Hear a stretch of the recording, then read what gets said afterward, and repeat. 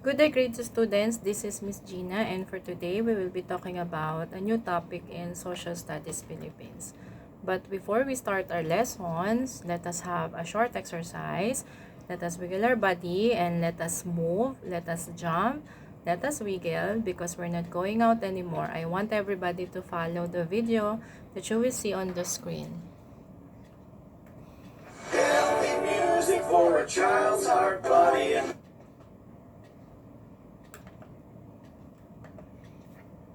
mind.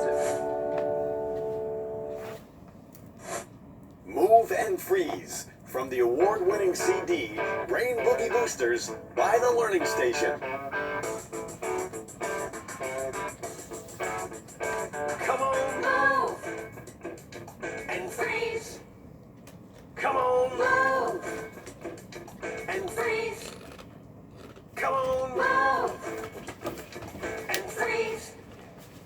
Come on, move and freeze. Put your right hand on your left knee, your left hand on your right. Your knees move in and out, your hands stay tight. Now keep on with your moving, but switch hands on your knees. Keep on moving in and out till we say freeze. Come on, move and freeze. Come on, move and freeze. Come on, move and freeze. Come on, move and freeze. Put one hand across your shoulder, one hand across your back. Now jump in place. Do you like it like that? Yeah! Now switch hands across your shoulders and switch hands across your back. Now just be nimble, just be quick, just like Jack. Come on, jump and freeze. Come on, jump and freeze. Come on, jump and freeze. Come on, jump and freeze. Everybody shake your body from your head down to your feet. And don't stop shaking until we stop the beat. Shake it to the east and shake it to the west. Shake it, shake it, shake it. With my friends who are the best. Come on, shake and freeze. Come on, shake and freeze. Come on, shake and freeze. Come on, shake and freeze. Put your right hand on your head, your left up. Okay, so let us shake and freeze. I hope you enjoyed the exercise that we did. Now, let's proceed with our lesson for today. So, what do you think is our topic for today? So, for today, we will be talking about the different landforms of the Earth. What do you think are the different landforms that you can see everywhere? What do you think are the description of each landforms? How will you describe each of them? So what are the things that you're going to understand for today's lesson? So for today, we'll be identifying the different landforms in the Philippines. Second, you will be able to describe and explain the characteristics of the different landforms around us. Third, you will be able to reason out why we need to take good care of our nature, including the different landforms. What are the important words that you need to remember? Landforms, features that make up the Earth's surface like plains, valleys, and mountains. Grazing, vegetation on land for the livestock to feed upon. Guardian, someone who watches over, protects, or defends. Crater, the opening of a volcano. Scenic, a beautiful view. Now let us use some words in a sentence. Claire will become the guardian of the animals in the field. She will be the one to take good care of the animals in the field. You can see the smoke from Taal volcano's crater. Crater, the opening of the volcano. Philippines has many scenic attractions. Scenic, beautiful views. So again, guardian, crater, scenic. Let us have a short review of our lesson last week. What our community needs. I remembered I gave you a task about the needs of our community. Let us check if you still remember our topic last week. Complete the sentence based from our lesson last week. We need blank to survive. What do we need to survive? What are the basic things that we need to survive as humans? Yes, we need food, water, clothing, and shelter. We also need electricity and medicines. Number 2. Shortage of food may result in blank. What do you think will happen if there is a shortage of food in our community? Yes, you are right. It may result in increased prices of certain goods, discomfort, and violence among community members. Number 3, our house protects us from blank. What do you think is the reason why we need to have a sturdy house? We need a sturdy house to protect us from different weather conditions. Our house is also where we can rest comfortably and do other activities with our family. Number 4, it is important to take medicines that are recommended by the doctor because blank. What do you think is the reason why we need to visit first the doctor before taking any medicine? Yes, medicines recommended by doctors are proven safe and are appropriate for our age and type of sickness. Number 5, electricity is important because blank. What do you think? Why do you think electricity is important to us? Yes, you're right. Electricity helps us enjoy a comfortable life. Home appliances like electric bulbs, electric fan, television, radio, refrigerator, and air conditioner function with the use of electricity. Gadgets like computers and cellular phones also need electricity. A residential area must be far from factories, oil depots, and garbage landfills because blank. Why do you think it is important that residential areas is far from factories, oil depots, garbage, and landfills? Yes, you're right. Because oil depot might explode, factories emits chemical smokes, and garbage landfills produces foul odors that is harmful to the health of the people living in that place. Each community must have a health center because why do you think it is important to have health centers and hospitals in our community? Thank you for that answer. The reason is health center is where the residents can go to consult a doctor and get free medicines. This is one of the services also that our government provides. A health center is an important facility in our community. So I hope you learned many things about our past lesson. Now let's proceed with our topic for today, the landforms of the earth. I will be introducing you to one person who is really very good in studying the different landforms of the earth. He's going to explain everything about our topic for today. That's why I want everybody to listen well, and after that, I'll be asking you some questions. Try to take note of the different landforms that he mentioned in the video. So this is Mr. Demarios. So he will be the one to discuss about you the different landforms. Greetings, boys and girls. I am Mr. DeMayo, well, the cartoon version of Mr. DeMayo, and today I'm going to teach you about landforms on the planet Earth. Now, the first one we're looking at right now is one you've probably all seen before. These things are called mountain ranges. Now, you've all heard of mountains before. These are just a group of mountains. So let's try to talk to this mountain over here. Hey, mountain, can you hear me? Yes, Mr. DeMayo, I hear you just fine. Now, mountain, before I move on to someone else, can you tell me some interesting things about you? Well, I have steep sides and pointy tops, but one thing not a lot of people know about me is that the older I get, the more rounded my tops get. Pretty cool, huh? Wow, that is pretty cool. So how about we go ahead and meet my next friend? Hey guys, can you see me? Oh, I'm all the way down here. What do you say we zoom in a little bit? Much better. As you guys can probably tell, I am between two mountains. And this specific type of area is called a valley. And that's exactly what it is. It's a lowland between two mountains. So let's go ahead and meet my next friend.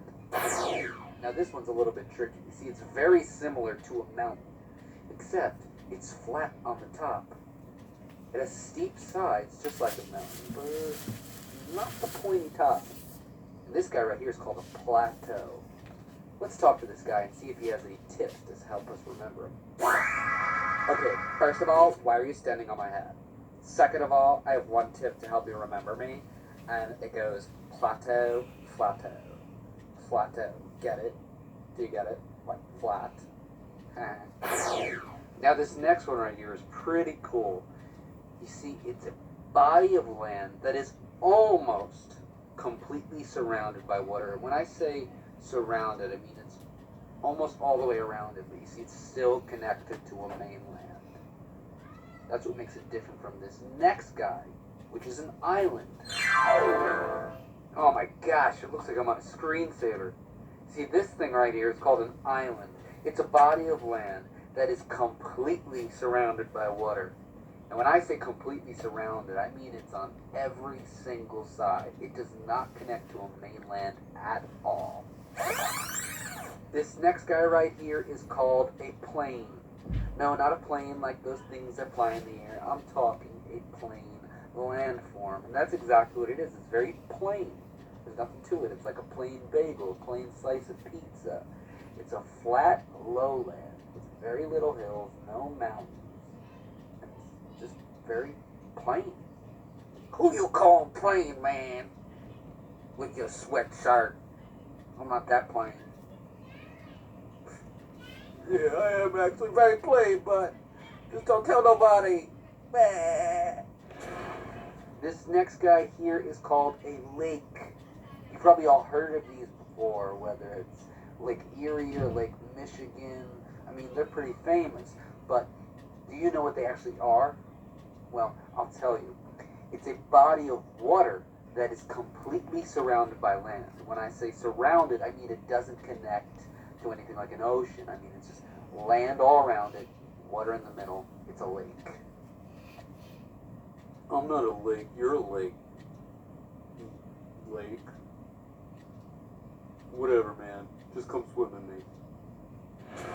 Now this next guy here is called a river. And I'm sure you all have heard of that before too. You see, it's surrounded by land on both sides, but the difference between a river and a lake is that a river is very narrow, very skinny, and it usually leads to another body of water. Well, you forgot to tell them that I'm fresh water, man. Unlike an ocean is salt water, but us lakes and rivers, most times, we are fresh water. So that's the end of my lesson on landforms. Now remember, there are many other types of landforms out there, but these are just a few that I hope get stuck in your head.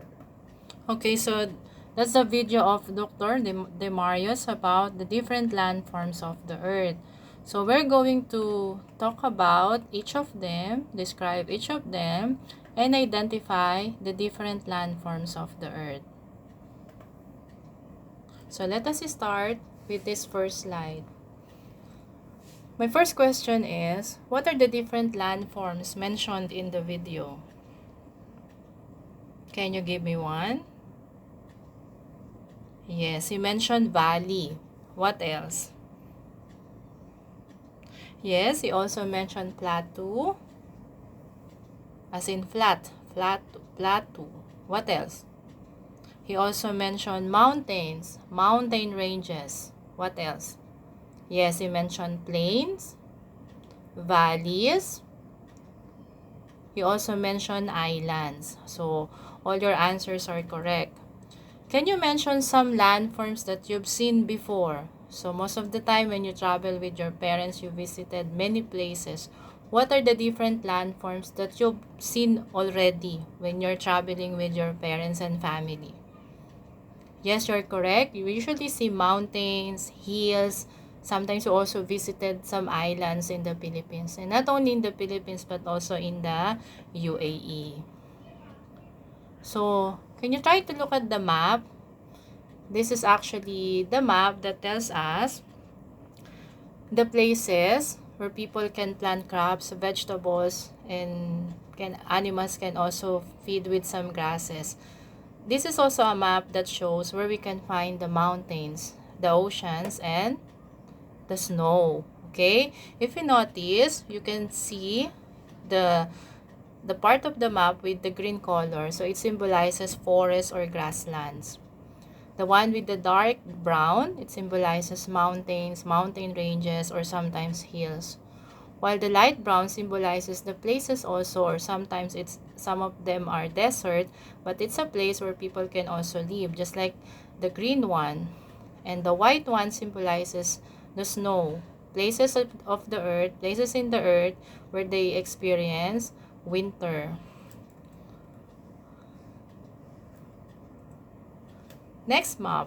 Okay, if you notice on the left side of the PowerPoint presentation, you will see different colors also. So they symbolizes many places on earth. So the green one symbolizes the tropical rainforest. That means it's some of the yellow green colors are the rainforest that we can find around the around the world.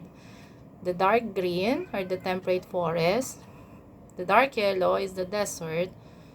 The light blue is the tundra, and the light yellow are the grassland.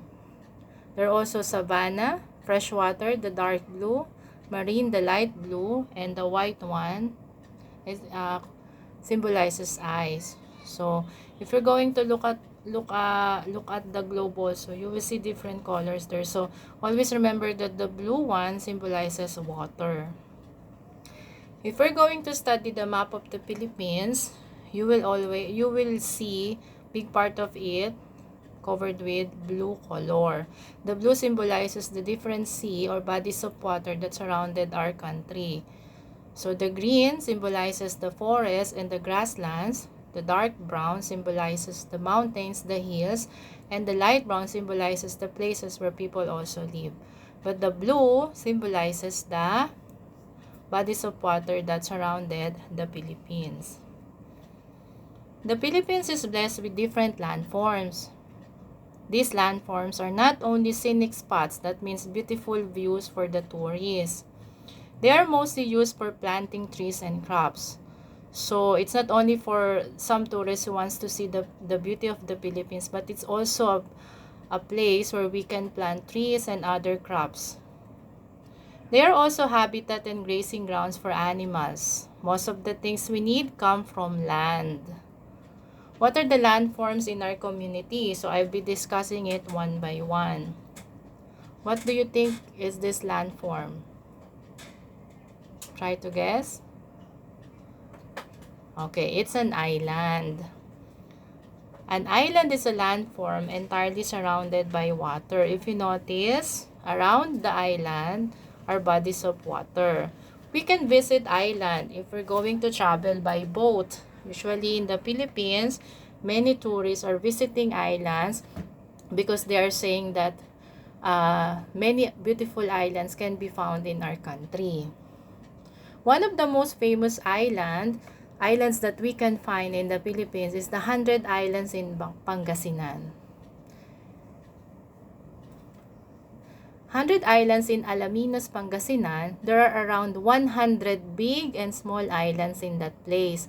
I already visited this place, and we rode a boat just to travel from island to island. So you can swim. There are some places there where you can swim because the water is not that deep. But there are some places that is not allowed for the tourists. But if you're going to visit the 100 Islands in Pangasinan, it's one of the most beautiful islands because if you will notice, they consist of 100 big and small islands. Many tourists visit that place just to take pictures and enjoy the beautiful place where they can relax and enjoy the cool water in that island. This is our Philippine map. And the Philippines is made up of about 7,107 islands. So let us repeat. 7,107 islands. Philippines is also called an archipelago. Do you know the reason why Philippines is called an archipelago? It's because it consists of a large number of islands. How many islands again consist of the Philippines? Yes, you're correct. 7,107 islands. Let's proceed with the shore. Shore is the strip of land at the border of the sea. If you notice, it's a beautiful place to relax. The Philippines has a long shoreline. In Tagalog, dalampasigan. Our shoreline ranks as the 5th longest shoreline in the world. Could you imagine? 5th longest shoreline in the world. What's the Tagalog of the shore? Yes, you're correct. Dalampasigan. This is in El Nido, Palawan. It's one of the most beautiful beach in Palawan. And they also are considered to be one of the most beautiful place on earth. Many people are also visiting the El Nido, Palawan. The other one is the Pagudpud in Ilocos. I also visited this place, and if I noticed that the sand in the shore of Pagudpud is purely white and very fine. So many tourists also come to this place to relax and to enjoy the beauty of the place. The next landform is the mountain. A mountain is a high landform. So remember the word high landform. Mountain in Tagalog, bundok. Okay, say it. Bundok. There are a lot of mountains in the Philippines. The first one is the Mount Apo that we can find in Davao. This is where President Duterte became the mayor before he became a president. Mount Apo is the highest mountain in the Philippines. Highest, pinakamataas, highest mountain in the Philippines. The next mountain is the Mount Makiling in Laguna. Did you know that this mountain is known for a legend about a nymph or a fairy, or in Tagalog, a diwata? Okay? She is Mariang Makiling. There was a story before that Mariang Makiling said to be the guardian of the mountain. That's why Mount Makiling is one of the most beautiful mountain in the Philippines, because a fairy or a nymph is taking good care of it. So remember the name, Mariang Makiling. That's where they get the name of the mountain, Mount Makiling.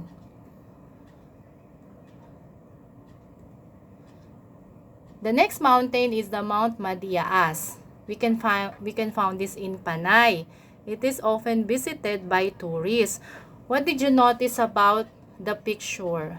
The old man is standing on top of the Mount Madiaas. But what did you see around him? Surrounded the things that you can see around him.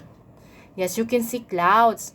The reason why many tourists are visiting the Mount Madiaas, because they are saying that they can even touch the clouds when you reach the top of Mount Madiaas. The next landform is the mountain range or Bulubundukin. Okay, the Tagalog of mountain range, Bulubundukin. It is a chain of mountains. Mountain, if you're going to define, it's a mountain, but they line up in one line going to different places. So mountain range, Bulubundukin. One of the famous mountain range is the Sierra Madre. It is the longest mountain range in the Philippines. I will show you this map. Did you see the red line? Okay. From top to bottom, notice the red line. Okay. It starts in Cagayan province in northern Luzon and ends in Quezon in the south. So look at the red line. That is how long the Sierra Madre is. The next landform is the hill or burol. Hill in Tagalog is burol. Say it again, burol. Hill is a mound of land that is lower than a mountain. If the mountain is high, the hill is lower than the mountain. It is a good place for planting crops and raising cattle and goats. The most popular hills in the Philippines are the Chocolate Hills. Do you know the reason or do you have an idea why these hills are called Chocolate Hills? Can you try some guess or can you guess? Why do you think it's called Chocolate Hills? From the word itself, Chocolate Hills. Okay, good. Because these hills are green during the rainy season and brown like chocolate in summer. It is green when it's raining because the grasses are starting to grow. But when it's summer and very hot, the grasses starts to dry and the hill turns or become brown like chocolate. In Bohol, they also call it chocolate kisses. If you have time, tell your parents to visit Bohol. It's one of the most beautiful places that I visited before, the Chocolate Hills in Bohol. The next landform is the volcano. Inside the volcano are hot rocks. When these rocks melt, they become magma or molten rock. Volcano is a mountain that has a crater on top. That's why you can see the smoke coming out the volcano. One of the most famous volcano is the Mayon volcano in Albay, Bicol. It is a beautiful volcano. It is one of the most beautiful volcano and it has almost a perfect cone shape. It is an active volcano. So what do you mean by active volcano? Taal volcano is also an active volcano. What do you mean by active volcano grade 2? Very good. Active volcano means it can explode anytime. It can erupt. Okay? It can erupt, not explode. I'm sorry. It can erupt anytime. Just like what happened to Taal. Okay? So, Mayon volcano is known to be the perfect cone-shaped volcano. And it is very famous in the whole world because of the perfect shape of this volcano. Another active volcano is the Taal volcano in Batangas. This volcano just erupted last January 2020 and affected many people and houses and places in Taal, Batangas, and Cavite. We can find this in Batangas. Another volcano is the Bulusan volcano. We can find this in we can find this in Sorsogon. Next one is the Canlaon volcano in Negros Island. The next landform is the plateau. Plateau is a level land surface on top of a mountain. So it's a mountain also, but on top of it, it's a level land.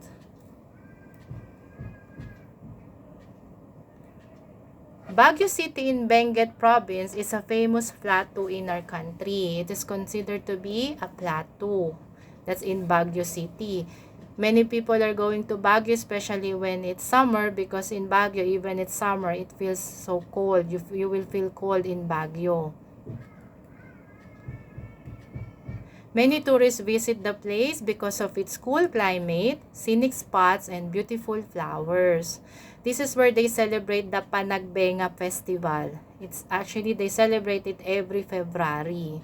So they use different types of flowers. They put it in different floats and they have a parade around Baguio City.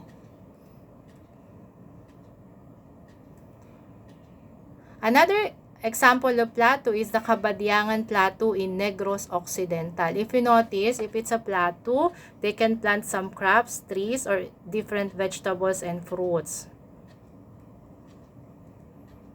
Another plateau is the Malandag Plateau in Cotabato. They also plant rice, other crops on plateau. Next landform is the valley. Valley is a flat landform between hills or mountains.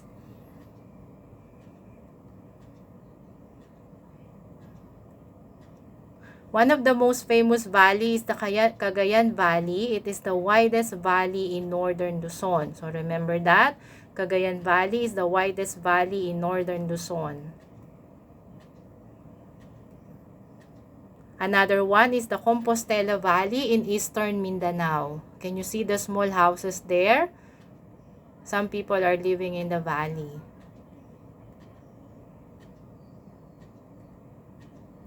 In the valley, they plant rice, corn, vegetables, fruits, and other crops.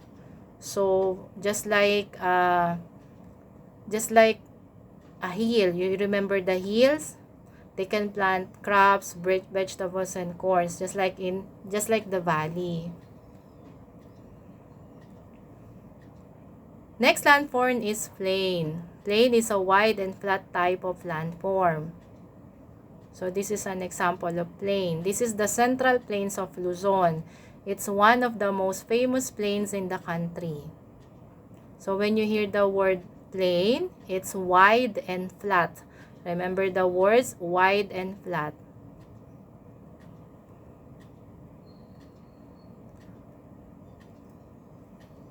Okay? Many crops are planted here such as rice, corn, vegetables, and fruits. So, I hope you remember all the landforms of the earth. Let us have some trivia. Did you know, grade 2, that Mount Apo, the height of Mount Apo in meters is 2,954 meters. So, that's why it's considered to be the highest mountain in the Philippines. Next is the Mount Dulang-Dulang that we can find in Bukidnon. So, the height is 2,938. The Mount Pulag in Benguet, the height in meters is 2,922. And the Mount Kitanglad in Bukidnon, the height in meters is 2,899. The Mount Tabayak in Benguet, the height in meters is 2,842. So let's remember grade 2. An island is a landform entirely surrounded by water. So there is water around the island. Next, a shore is a strip of land at the border of the sea. Always remember the word border of the sea. A mountain is a high landform. The word high, mountain is high. A mountain range is a chain of mountains. Remember the words chain of mountains. A hill is a mound of land